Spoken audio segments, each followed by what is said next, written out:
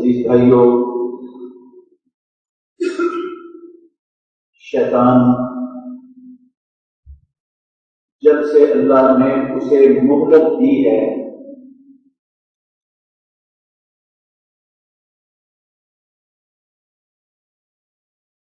وہ اولاد آدم کو گمراہ کرنے کی قسمیں اٹھا کے ان کو سب کو اپنے ساتھ جہنم میں جمع کرنے کے لیے ایڑی چوٹی کا زور لگا رہا ہے۔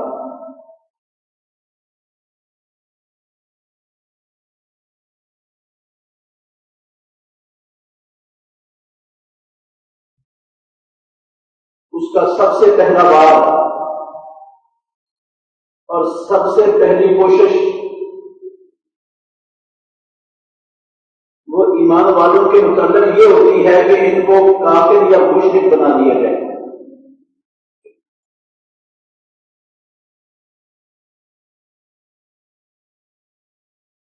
یہ کلمہ پڑھنے والے کسی نہ کسی طرح شرک یا کفر کی دلدل کے اندر دھنس جائیں، یہ شیطان کی سب سے بڑی اور سب سے پہلی کوشش ہوتی ہے۔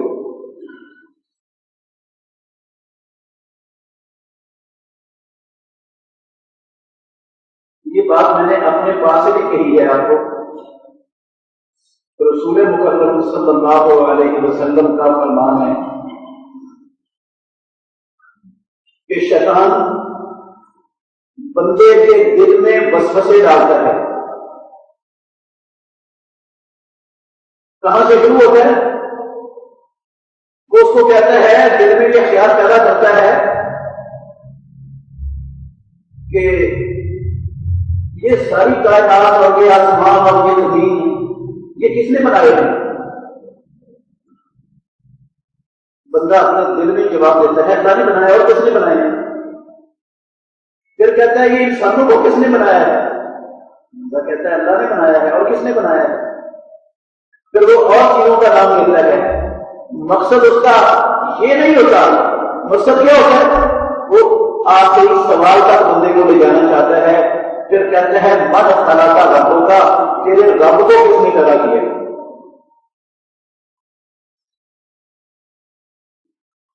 یہاں تک پہنچنا اس کا مقصد ہوتا ہے۔ جب وہ یہ سوال دل میں ڈالتا ہے تو اگر تو بندہ سوچنے لگ گیا کہ میرے رب کو کس نے پیدا کیا ہے،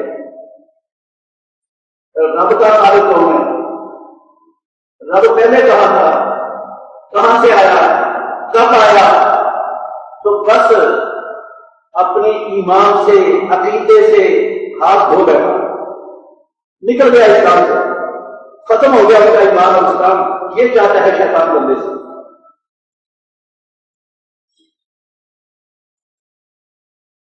رسول مکرم صلی اللہ علیہ وسلم نے فرمایا، جب کسی شخص کے ذہن میں ایسا خیال، تصور، ایسے سوال و جواب شیطان پیدا کر دے تو اسے فوراً اس سوچ کو، اس خیال کو اپنے ذہن سے جھٹک دینا چاہیے، نکال کر پھینک دینا چاہیے۔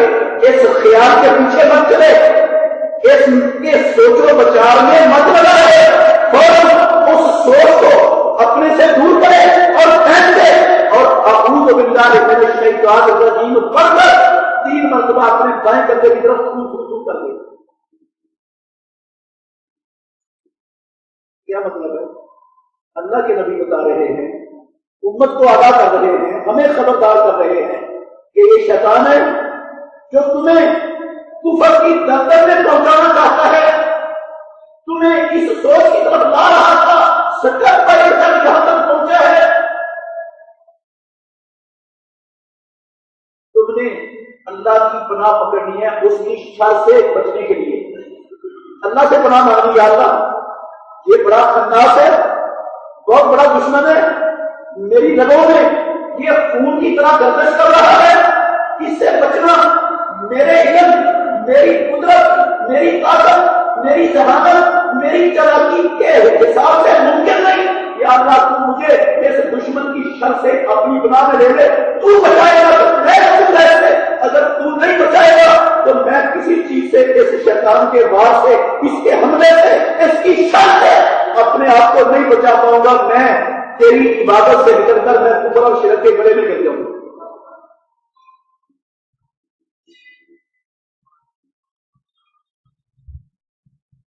پھر جب بندہ اعوذ باللہ پڑھ کر ایسے کر لیتا ہے نا، اس سے تو بچ جاتا ہے، وہ اس خیال کو، اس تصور اور سوچ کو، اس سوال کو جھٹک دیتا ہے ذہن سے، اس پر نہیں سوچتا، سوچ بند کر دیتا ہے، ختم کر دیتا ہے، اور رسول اللہ صلی اللہ علیہ وسلم نے فرمایا پھر بندے پیچھا نہیں چھوڑتا، وہ پیچھا نہیں چھوڑتا بندے۔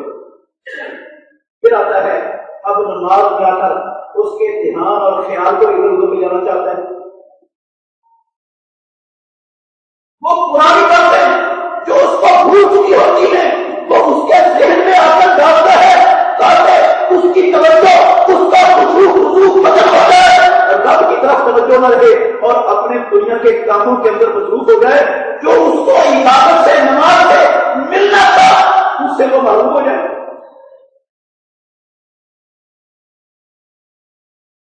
بیان کرنے کا مقصد میرا یہ ہے کہ شیطان نہیں چاہتا کہ مسلمان، کلمہ پڑھنے والے، اللہ کو رب کہنے والے، وہ رب کو پہچان لیں، وہ اللہ کا صحیح معنوں میں ایمان لے آئے، وہ اللہ کی عبادت میں اللہ کے مخلوقات سے کسی کو شریک نہ ٹھہرا سکے، ان کو رب کی پہچان ہو جائے، ان کو شرک کی سمجھ آ جائے۔ شیطان کو یہ بات برداشت کرنے والا نہیں،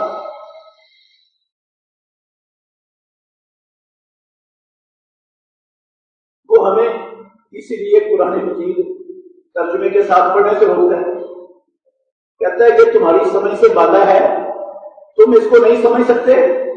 یہ قرآن تو ان لوگوں کے لیے وہ سمجھ سکتے ہیں جو علم بلاغت، علم فصاحت، علم بدیع، جو علم صرف، نحو، جو 14 علوم کے اندر مہارت رکھتے ہیں نا، وہ قرآن سمجھ سکتے ہیں۔ پورے اگر قرآن کو ترجمے سے پڑھنے کی کوشش کی تو بھٹک جائے گا، گمراہ ہو جائے گا، سیدھی راہ پر نہیں رہے گا۔ یہ تیرے بس کا کام نہیں ہے، تو ان کو وہ چند لوگوں کے ذمہ رہنے دے، وہ اس کو پڑھے، اپنی مرضی کے مطابق اس کا مطلب نکالے، امت کا شرارہ رکھے، امت کو شیطان کے نقشے قدم پر چلائے، اس کا مشن پورا کرائے۔ تو نہ اس کو پڑھنا، تو نے پڑھا تو سمجھ نہیں جائے گا، تجھے گمراہ ہو جائے گا، نتیجہ جہنم نکل آئے گا۔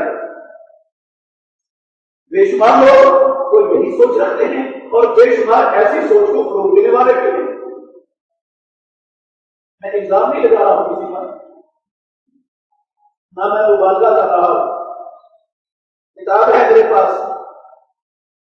دکھا سکتا ہوں اللہ کی توفیق سے، اللہ کے فضل سے، میں بغیر کسی حوالے سے کسی کے ذمہ کوئی بات بجانے کا جو ہے وہ مجاز نہیں ہوں، میں اس کو حلال سمجھتا ہوں اپنے لیے۔ اس کتاب کے مقدمے میں لکھا ہوا ہے کہ بر صغیر پاک و ہند میں جب سے قرآن کا اور حدیث کا اردو میں ترجمہ چھایا ہو گیا، لوگوں نے قرآن اور حدیث کو ترجمے سے پڑھنا شروع کر دیا، اس وقت سے فرقہ واریت اور گمراہی پھیلنا شروع ہوئی۔ پہلے گمراہی نہیں تھی، جب قرآن لوگوں کو ترجمے سے پڑھنا نہیں آتا، حدیث ترجمے سے پڑھنی نہیں آتی تھی، جب انہوں نے خود ترجمے سے قرآن اور حدیث پڑھنا شروع کیا، اس کا ترجمہ پھیل گیا، اس کی نشر و اشاعت ہوئی، اس وقت سے گمراہی کا دروازہ کھل گیا۔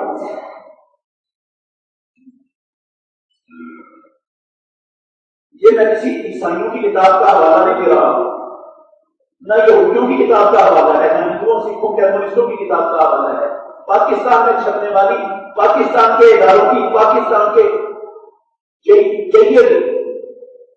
ادارے اسلام اور ایمان کے دعوے دار ان لوگوں کی کتاب کا حوالہ میں آپ کو دے رہا ہوں، اس میں لکھا ہوا ہے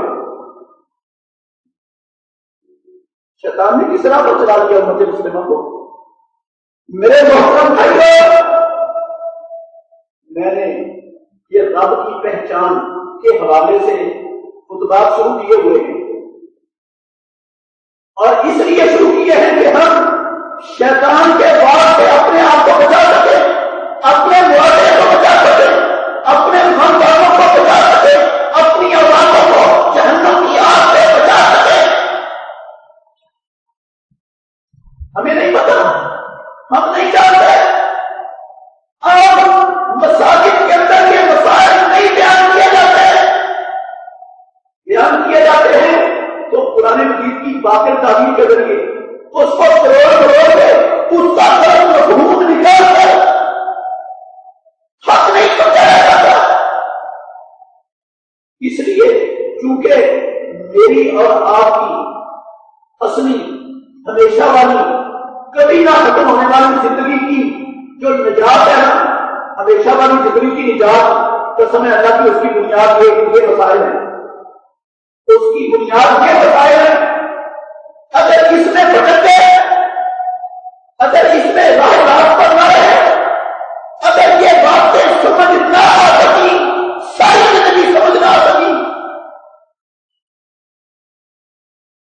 پچھلے دن میں کبھی میں نے اس کی وضاحت کی تھی، ایسے خطے میں رہتے ہوئے جس خطے میں ہم رہ رہے ہیں، جہاں قرآن بھی موجود ہے، جہاں اس کا ترجمہ اردو میں موجود ہے، پنجابی میں پنجابی پڑھنے والوں کے لیے موجود ہے، پشتو میں پشتو پڑھنے والوں کے لیے موجود ہے، فارسی میں موجود ہے، انگلش میں موجود ہے، ہر زندہ زبان کے اندر جس قرآن کا ترجمہ موجود ہے، جو جس زبان سے پڑھنا چاہے اس کے لیے پاکستان سے کسی شہر میں، کسی بستی میں رہتے ہوئے کوئی رکاوٹ نہیں۔ حدیث کا ترجمہ تمام زبانوں میں مل جاتا ہے، موجود ہے، پڑھنا چاہے کوئی رکاوٹ نہیں، نہ سندھی کے لیے، نہ بلوچی کے لیے، نہ پٹھان کے لیے، نہ پنجابی سرائکی کے لیے، کسی کے لیے کوئی مسئلہ نہیں۔ وہ کتاب و سنت کی ان نصوص کو سمجھنا چاہے، خود سمجھ نہ آئے، بظاہر پڑھنے سے، تو سمجھانے والے بھی قدم قدم پر مل سکتے ہیں، کوئی مانع اور رکاوٹ نہیں۔ اگر میرے آپ نے نہ سمجھے یہ مسائل، ان پر غور فکر نہ کیا، یہ میرے بنائے ہوئے مسائل نہیں، اپنے قرآن میں اتارے ہوئے، قرآن کے اندر موجود ہے، ایک نہیں دسیوں آیات پروردگار نے ان کے لیے نازل کیے ہیں، مسائل کے لیے، اللہ کی پہچان کروانے کے لیے، اللہ کی حقیقت اپنے بندوں کو سمجھانے کے لیے، عبادت کی حقیقت سمجھانے کے لیے، انسانوں کو شرک سے بچانے کے لیے، کفر سے بچانے کے لیے اللہ نے درجنوں آیات، 20 آیات، سینکڑوں ہزاروں آیات، سینکڑوں آیات اللہ نے نازل کی۔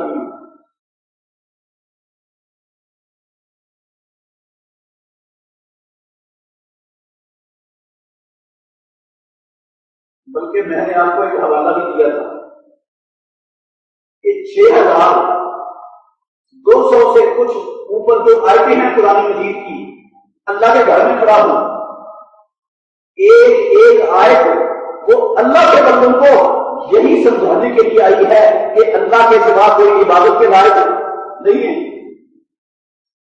الف لام را کتاب احکمت آیاتہ ثم فصلت من لدن حکیم خبیر۔ اللہ تعبدوا الا اللہ، یہ قرآن کی آیات جس کو بہت بیان کیا گیا، جس کی تفسیر حکیم و خبیر رب العالمین نے کی، وہ تفسیر یہ ہے قرآن مجید کی 6000 سے اوپر آیات کی، اللہ تعبدوا الا اللہ، کہ اللہ کے سوا تم نے کسی کی عبادت نہیں کرنی، اللہ کی عبادت میں کسی کو شریک نہیں کیا۔ لیکن مسلمانوں کی اکثریت تو کس بات پر ہے کہ مسلمانوں کی اکثریت ان مسائل کو زندگی میں اہمیت دیتی ہی نہیں، اس کو جاننے سمجھنے کی کوشش کرتے ہی نہیں، اس کو کرنے کے لیے ان کے پاس فرصت اور ٹائم ہوتا ہی نہیں، اور وہ سمجھتے ہیں کہ چونکہ ہم نے کلمہ پڑھ لیا، مسلمان کہلا لیا، اہل حدیث اہل سنت کا نام نہ کر لیا، اب کسی چیز کا نام اللہ کو ماننا ہے، نبیوں کو ماننا ہے، ہم تو مان گئے، جنت ہماری ہو گئی۔ اللہ کی عبادت کا وقت ادا ہو گیا ہے، نبی کیا نام نہیں میرے بھائیوں، کسی دھوکے میں نہیں جانا چاہیے۔ اللہ کی عبادت، اللہ کی عبادت میں کسی کو شریک نہ کرنا، صرف اللہ کی عبادت کرنا، ہمیں اس کا معنی نہیں آتا. ہمیں اللہ کی پہچان ہی نہیں، پہچان نہیں ہوگی تو کیسے سمجھیں گے کہ یہ اللہ کی عبادت ہو رہی ہے یا غیر اللہ کی عبادت ہو رہی ہے؟ جو آج میں نے آپ کے سامنے پڑھی ہے سورہ زخرف کی 15 نمبر 16 نمبر 17 نمبر، اس سے آگے والی آیتیں بھی آپ پڑھ لیں. اللہ رب العالمین نے کہا کہ لوگوں نے انسانوں نے اللہ کے اجزاء بنا دیے، اللہ کے جز بنا دیے، اللہ کے ٹکڑے حصے بڑے بنا دیے، اللہ کو ایک ذات نہیں سمجھا، اللہ کی ذات کو مختلف حصوں میں ٹکڑوں میں تقسیم کر رکھا ہے. ان الانسان لکفور مبین، یقیناً یہ انسان اللہ کا بندہ، اللہ کی زمین پر ٹکڑے والا لکفور مبین، یہ رب العالمین کی اپنے پروردگار کی کھلی ناشکری کرنے والا ہے. کتنی بڑی ناشکری ہے، اس نے اپنی پہچان کر لی اور ہم اس کی پہچان سمجھنے کے لیے کرنے کے لیے تیار نہیں. پوچھنے کے لیے ہمارے پاس وہ جان نہیں گا رہی ہوگا. انہوں نے اللہ کے بندوں میں سے، اللہ کی مخلوقات میں سے رب کے جز بنا دیے، رب کے حصے بنا دیے، رب کے حصے بنا دیے. کیسے بنائے حصے کیسے بنائے؟ رب کے ٹکڑے کیسے بنائے؟ یہود و نصارہ نے کہا کہ اللہ رب العالمین نے قرآن مجید میں نقل کیا ہے اور ان کی تردید کی ہے. فرمایا وقالت اليہود عزیر ابن اللہ، یہودیوں نے کہا عزیر علیہ السلام اللہ کا بیٹا ہے. وقالت النصارى المسیح ابن اللہ، اور عیسائیوں نے کہا عیسیٰ علیہ السلام اللہ کا بیٹا ہے. ذالک قولهم بافواہہم، یہ ان کی بات ہے ان کے منہوں سے بنائی ہوئی.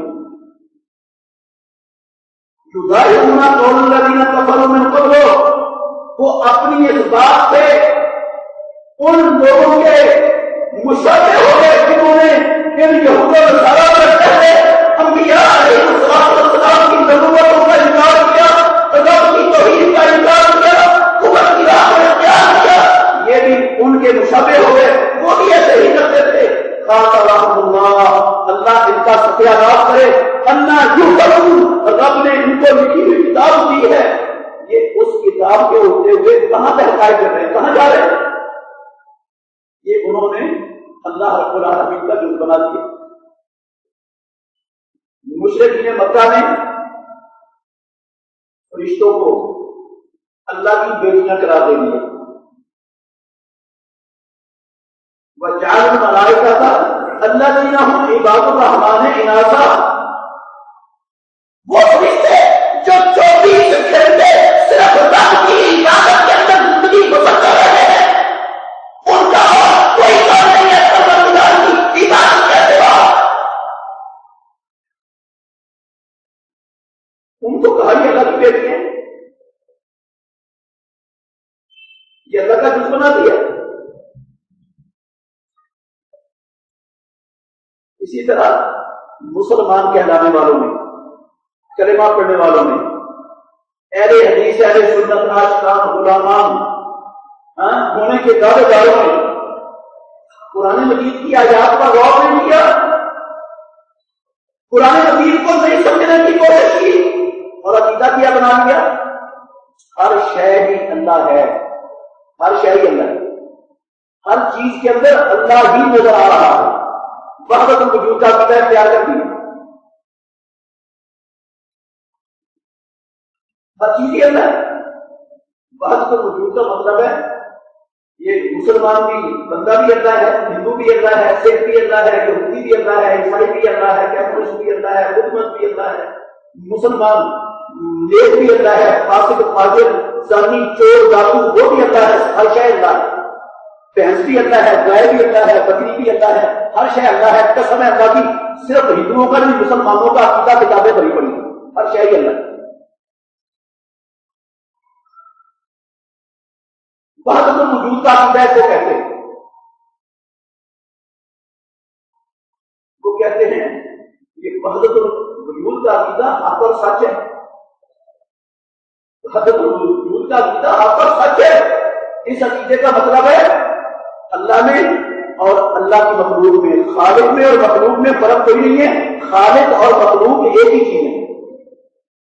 ہر شے دنیا کی وہ بڑا ہے، اللہ بڑا نہیں. حقیقت میں وہ اللہ ہے اور ظاہر وہ اور صورتوں شکلوں میں نظر آ رہی ہے، حقیقت میں وہ اللہ ہے ہر شے کے اندر. یہ مسلمانوں کا عقیدہ.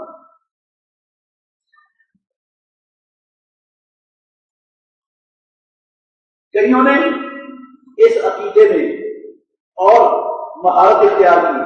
انہوں نے کہا ہر شے ہی اللہ ہے. یہ نہیں بلکہ بندہ جب عبادت کرتا ہے نا اور عبادت کے اندر بہت زیادہ محنت کرتا ہے، عبادت اور ریاضت میں اپنی زندگی بسر کرتا ہے، لوگوں کو، دنیا کے کاروباروں کو، خلقوں کو، شادیوں کو، راتوں کو، برادریوں کو، خاندانوں کو چھوڑ کر جنگلوں میں، قبرستانوں میں اور چلے کاٹنے پر وہ اپنی ساری زندگی صرف کر دیتا ہے، وہ عبادت میں لگا رہتا ہے. تو عبادت اور ریاضت کرتے کرتے وہ چڑھ کر اللہ رب العالمین میں مدغم ہو جاتا ہے. اللہ اور وہ بندہ ایک ہی ہو جاتا ہے، دونوں میں کوئی فرق نہیں ہے. یہ بھی مسلمانوں کا بھی. مسلمانوں کی کتابیں بھری پڑی ہیں، کتابیں بھی میرے پاس موجود ہیں، اللہ کے مدد سے دکھا دوں. اس کو کہتے ہیں فنا فی اللہ کا عقیدہ. فنا فی اللہ. بندے نے اتنی عبادت کی، اتنی ریاضت کی، اتنا کچھ چھوڑا دنیا کا، صرف اللہ کا ہو گیا، حتیٰ کہ وہ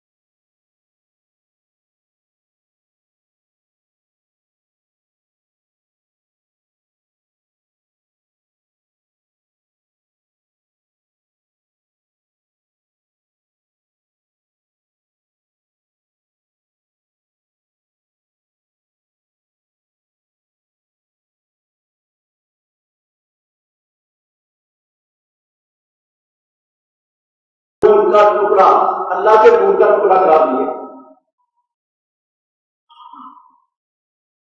کہ اللہ کے نور سے نکلا ہوا نور ہے. انہوں نے کہا تھا ابن اللہ اور مسلمانوں نے کہا نور من نور اللہ. اس میں اور اس عقیدے میں کیا فرق رہ جائے گا؟ وہ یہ عقیدہ ہے اللہ کو یہ اسلام نہیں رہا. اسلام کے بعد ہو گئے مسلمان کلمہ پڑھنے والا وہی عقیدہ رکھے تو یہ مسلمان وہ وہی عقیدہ رکھے جو وہ کعبہ وہ عیسائی اور یہودی اور میں مسلمان.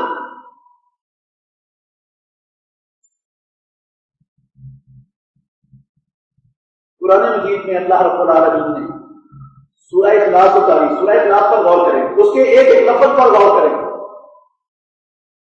قرآن مجید کی بڑی عظیم شان بڑی فضیلتوں والی صورت ہے. رسول اللہ صلی اللہ علیہ وسلم نے اس کو ایک تہائی قرآن کے برابر قرار دیا ہے سورہ اخلاص کو. مشرکین مکہ کو جب دعوت دی نا محمد رسول اللہ صلی اللہ علیہ وسلم نے, انہوں نے کہا اپنے رب کا نسب بیان کرو.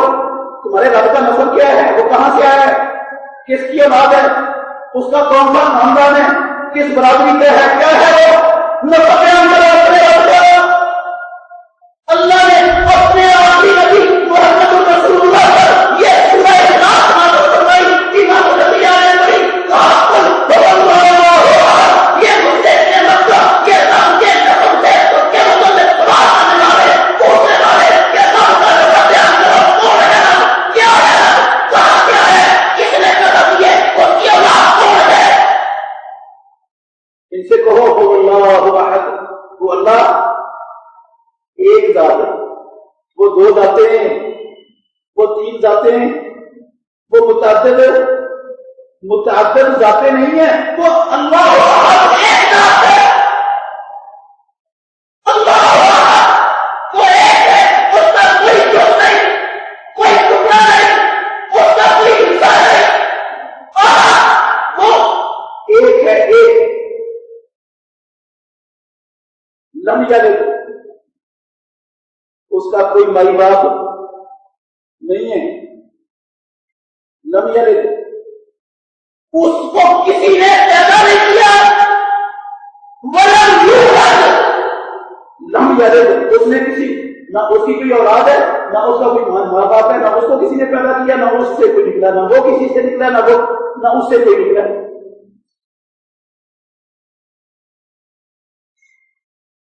اور مسلمانوں کے ہاں یہ پایا جاتا ہے, بڑا عام ہے, بڑا عام ہے. کہتے ہیں نوروں میں نور اللہ ہے. نور میں پڑھا جاتا ہے, صلاۃ میں پڑھا جاتا ہے, جو اذان سے پہلے پڑھتے ہیں. کئی مسجد کے اندر میں نے سنا الصلاۃ والسلام علیکہ یا نور من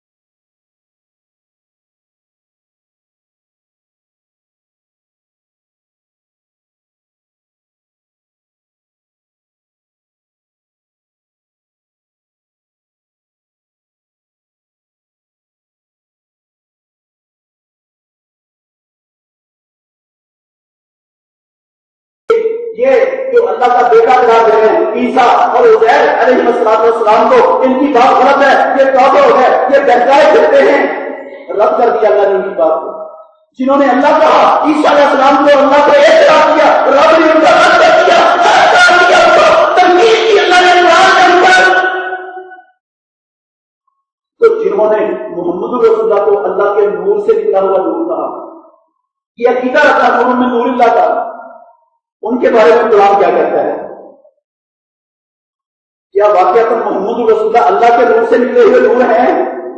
کیا یہ اللہ کے نبی کی عزت اور احترام ہے؟ کیا یہ نبی کے ساتھ محبت کا انداز اور طریقہ ہے؟ اللہ کے نبی نے کیا کہا، اللہ کا قرآن کیا اعلان کرتا ہے؟ انشاءاللہ الرحمن صرف محمد رسول اللہ نہیں، آدم علیہ السلام سے لے کر محمد رسول اللہ صلی اللہ علیہ وسلم تک آنے والے سارے نبی کیا یہ اللہ کے نور کے نکلے ہوئے نور تھے یا کہ کون تھے؟ یہ کیا چیزیں تھی، کیا حیثیت تھی، کیا مقام تھا ان کا؟ کیا یہ اللہ تھے یا رب کے بندے تھے؟ کیا یہ خالق تھے یا یہ مخلوق کے رب کی؟ کیا تھے یہ؟ انشاءاللہ قرآن سے اگلے خطبہ جمعہ میں انشاءاللہ الرحمن آپ کے سامنے چند آیات رکھوں گا. اپنی بات نہیں ہوگی، ایک صحیح بخاری شریف کی حدیث رکھوں گا اور چند آیات پر ہم غور کریں گے کہ محمد رسول اللہ صلی اللہ علیہ وسلم جو اللہ کی مخلوق میں سب سے زیادہ عزت و عظمتوں کے مالک ہیں، سب سے زیادہ عزتوں اور بلندیوں کے مالک ہیں، جو اللہ کی مخلوق میں سب سے زیادہ رب کے مقرر محبوب اور پیارے نبی ہیں، جن جیسا نہ اللہ کی مخلوق میں رب نے پیدا کیا ہے، نہ قیامت تک پیدا ہو سکتا ہے، نہ دنیا میں ان کے مقام پر قسم اللہ کی پہنچا، نہ ان کے مقام پر میدان محشر میں کوئی پہنچ سکے گا، نہ جنت میں ان کی عظمت اور عزت کا مقابلہ کوئی کرنے والا ہوگا. دنیا میں بھی سب سے زیادہ عزت و عظمت والے، محشر میں بھی سب سے زیادہ عزت و عظمت والے، اور جنت میں بھی سب سے بلند مقام. اگر اللہ نے اپنی مخلوقات میں سے کسی کو عطا کیا ہے تو وہ صرف محمد صلی اللہ علیہ وسلم. تو کیا مقام ہے کہ ہم اللہ کا جز بنا دیں، محمد کو رسول کرو، اللہ کے نور کا ٹکڑا بنے تو یہ مقام کو ملتا ہے. کیا اس طرح ماننے سے میرا کلمہ پڑھنا، میرا ایمان، میرا اہل سنت اہل حدیث ہونا، کیا یہ رب کی نظر میں معتبر ہوگا؟ اس کی کیا حیثیت ہوگی؟ انشاءاللہ الرحمن ان سوالوں کے جواب آئیں گے. قرآن سے لیں گے، نہ میری بات ہوگی، نہ کسی بڑے کی بات ہوگی، نہ کسی محدث کی بات ہوگی. انشاءاللہ قرآن مجید کی آیات سے ان سوالوں کا جواب دیں گے. اللہ ہم کو سمجھنے کی اور عمل کرنے کی توفیق عطا فرمائے.